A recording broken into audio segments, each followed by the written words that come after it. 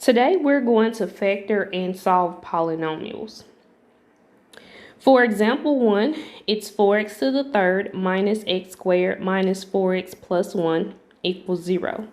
So I'm going to take the first two terms and I'm going to group them or put them in parentheses. And then I'm going to take the second set of terms and put them in parentheses. So the first set of terms, 4x to the third minus x squared. That second set of terms is negative 4x plus 1.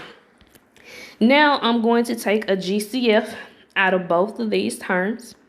The GCF in the first set of terms is x squared.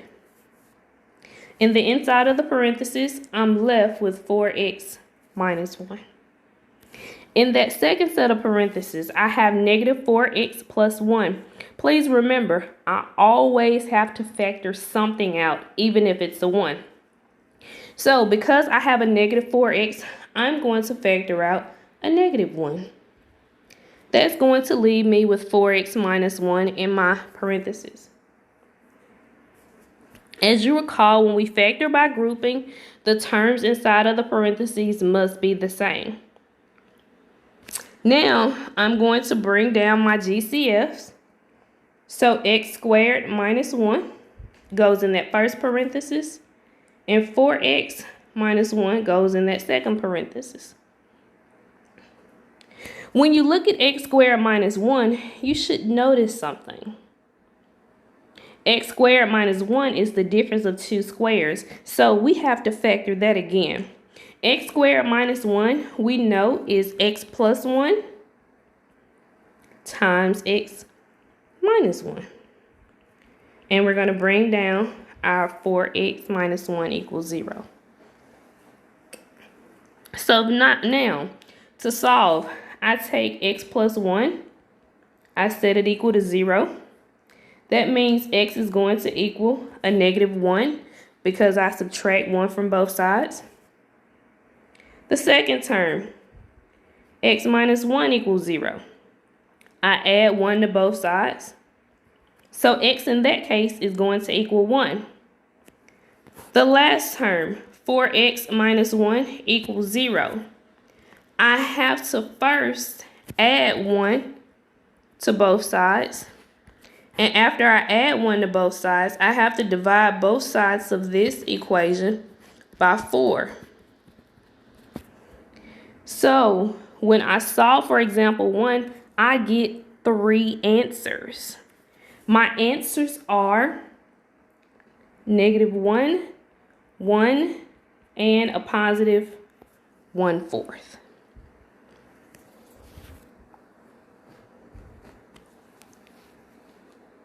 For example 2, I have x to the fourth plus 3x squared plus 2. I'm going to label A, B, and C. My first term is A, my second term is B, and my constant is C. And the top of your x, as you recall, is AC. So that's the 2 on the top of your x. And the bottom, you have a 3. All right, let's look at this. I need two numbers to add to give me 2. Multiply to give me 2, excuse me. And then they're going to add to give me 3. Two numbers, multiply to give me 2. They're going to add to give me 3. Those numbers are 2 and 1. All right, when I bring those numbers in my parentheses, I want you to notice something. I have an x to the fourth, and because I have an x to the fourth, both of my terms are going to be squared. Now I can solve this problem. So I am going to take my x squared plus 2, and I'm going to set it equal to 0. I'm going to subtract 2 from both sides. So x squared is going to equal a negative 2.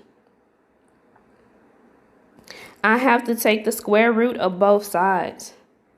When I do that, I'm going to get 2 answers, of course, but x is going to equal plus or minus Under that radical, I want you to see that negative 2.